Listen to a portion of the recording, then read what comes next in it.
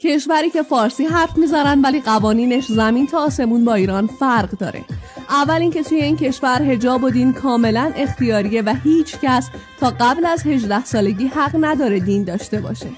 دوم اینکه هیچ کجاش تفکیک جنسیتی نیست. مدارس، دانشگاه و هیچ کجای دیگه و کاملا مختلطن. عبادت توی مکانهای عمومی ممنوعه.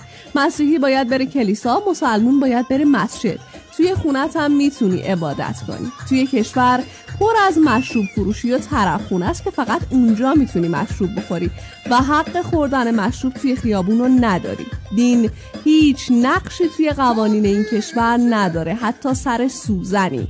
جوونا بعد از ازدواج از دولت زمین میگیرن و میرن خونه‌شون رو میسازن. حالا هر کی تونست خونه بهتری بسازه دمش گرم، ولی کسی دغدغه خونه نداره. این کشور تاجیکستانه که به ایرانی بودن خودشون افتخار میکنن و گفته شده توی این کشور تنها حجاب تاجیکی هست که مجازه، که اونم پر از رنگ‌های روشنه و خبری از چادر و لباس تیره نیست.